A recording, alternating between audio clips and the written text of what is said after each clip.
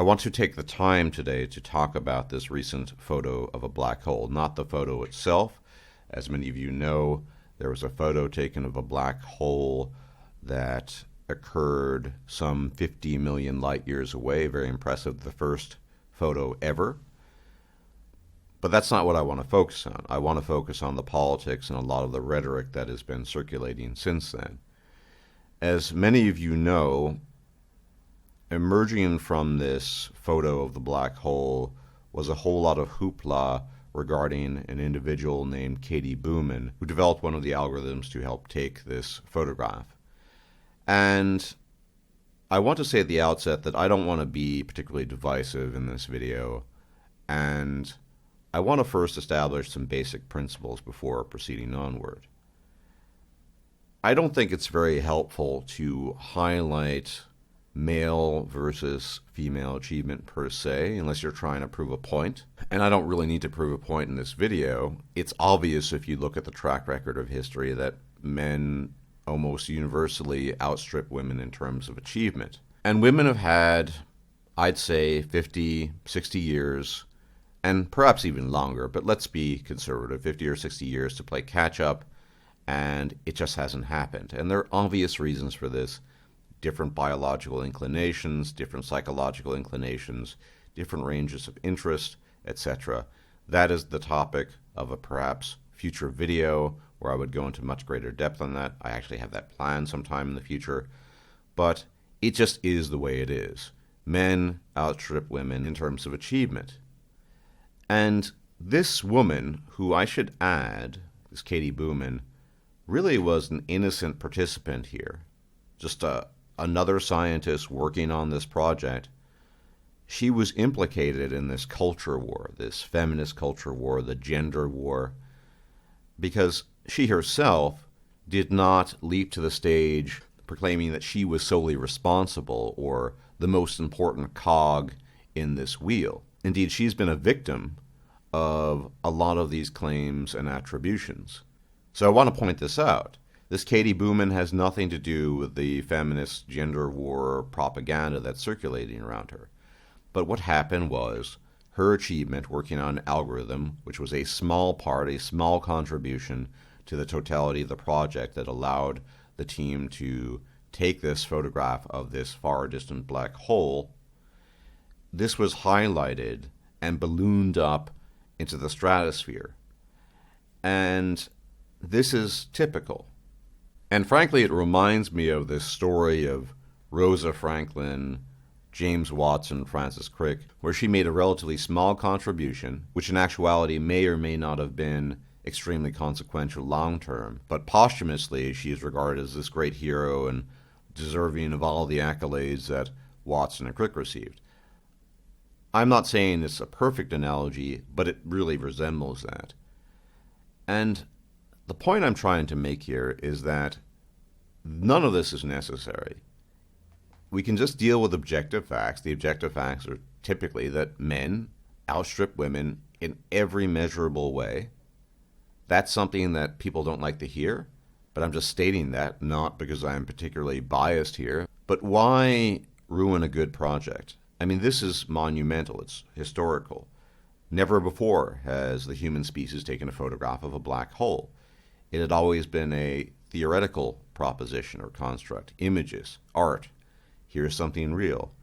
And instead, these gender ideologues take over and try to turn it into, look at this woman, she did so much.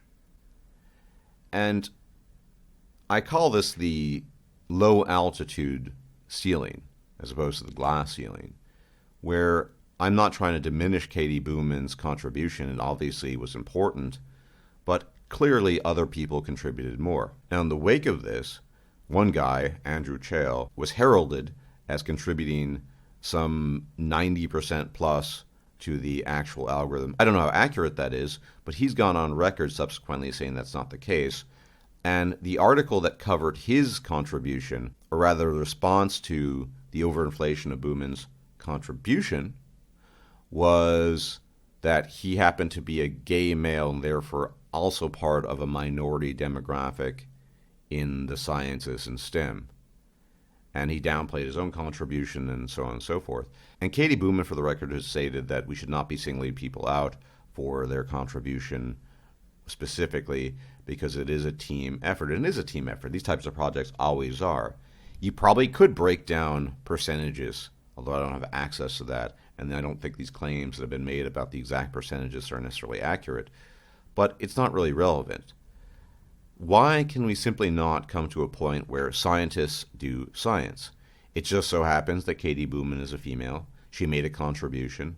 It appears to be a more minor contribution than some of the contributions of her male colleagues. And that's not atypical. But again, she was part of this team. We don't necessarily need to turn this into gender mania. And at this point in time, I'm deeply skeptical if the people who tend to gin up this type of controversy, this sort of, look at this woman, she's achieved so much, they actually believe this stuff. They know it makes headlines. They know that some people, particularly in the manosphere, will get quote-unquote upset and highlight this and talk about it. After all, I'm talking about it. I'm not particularly upset, but it's really pointless. How much longer do we need to go on with these needless disputations and needless distinctions? It is what it is. We live in this world where, yes, due to evolution, men outstrip women in achievement, on average, and in the vast majority of cases, at whatever they end up doing. And that certainly doesn't diminish her individual contribution. And by the lights of what I've seen, this Katie Boomin seems like a perfectly fine, stable, very intelligent individual. She's at Caltech, after all, who's just doing her job. She's a scientist doing her job. Why even bother with this gender distinction? Well, the gender ideologues will say, we need to highlight this person and uplift her to act as a role model for young females everywhere. But I would make the argument that if your interest is great enough in a field, and you have the competence to pursue that field, you don't need a huge amount of inspiration. Let's be honest, it's not like Twitch thoughts are up in arms about this. They ply their trade with other means, so to speak. And the vast majority of females are typically not involved in this type of STEM, that is writing code and involved in the physical sciences. They tend to be much more drawn to the biological sciences. So what's the big deal? And for that matter, most people aren't scientists, and consequently, most women are not scientists. So what is the point? If a person wants to pursue something, they will pursue it. When I was young, I pursued things that were interesting to me. I didn't have a role model in specific. I had this notion of the sort of Renaissance man that had gone through my head as a youth, and how I somehow wanted to achieve that status. Little could I know at the time. I did ultimately fail. However, I didn't need some specific person saying to me, look at what this person did. You can do it too. I think division and divisiveness is certainly a useful tool for propagating conflicting political positions and views of the world, but it's not useful when it comes to these important matters. And let's be honest, taking a photograph of a far distant black hole is an important matter. Many of you might know perhaps the only thing I really care about is this faint hope that I have that somehow, sometime in the future, far removed from our current era, we might actually leave Earth. We might actually become a spacefaring species. I think the chances of that are minuscule to non-existent, but it's a hope. And people working on projects like this, even though you could say it's tangentially related, this is an important step because it's exploring that great domain we call outer space. I just see this as needless division. I'm not here to prop up the contributions of Andrew Che, although it appears he made the larger contribution. That's not surprising. It's a very large team. The majority of the people who worked on this project were male. Surprise, surprise. Imagine my shock. But who cares? At this stage, my only real question for these types of people is how ideologically motivated they actually might be. And I'm very doubtful of that these days. I don't think these people believe this stuff, pumping out these articles about this woman's an inspiration to little girls everywhere to become a scientist. I don't think they believe that. They know it makes headlines. And there's another reality to this, of course, and that's simply that the typical news, the mainstream news, doesn't really have a lot to talk about anymore. And more importantly, it typically doesn't have many adherents anymore. As the older generations die off, as they pass on, Newer generations typically get their news from the internet, from YouTube, from other sources. And so they tend to engage a lot of salaciousness and a lot of hyperbole. And this is a great example of hyperbole. Let's be very clear here. This woman's contribution, whilst not minuscule, was not nearly as great as it is proclaimed to be.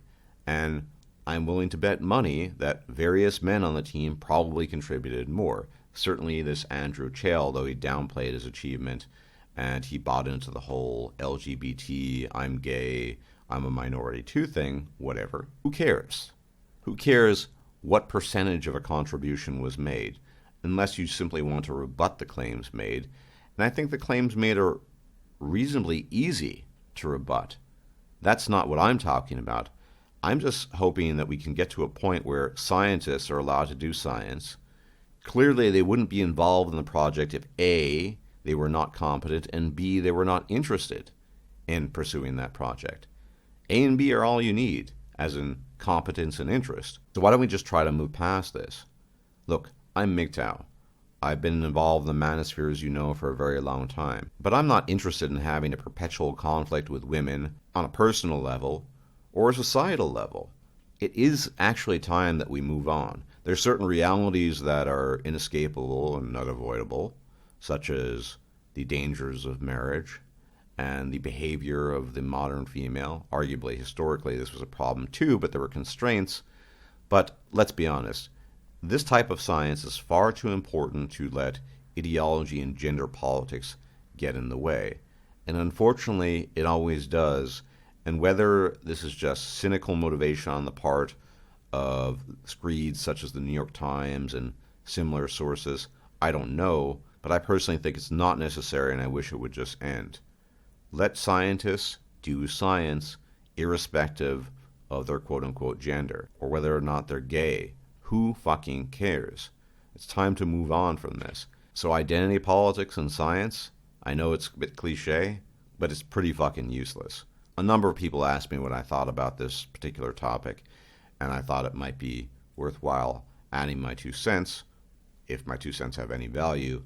Anyway, you take care, and hopefully more to come. I've been a bit ill recently, and that is the reason why there has not been as much content as usual. Hopefully, if I'm still alive, there'll be more to come. As always, may the gods watch over you. Bye-bye.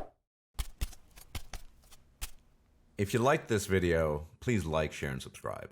And if you enjoy my content, please consider making a donation or becoming a patron. Thanks for watching.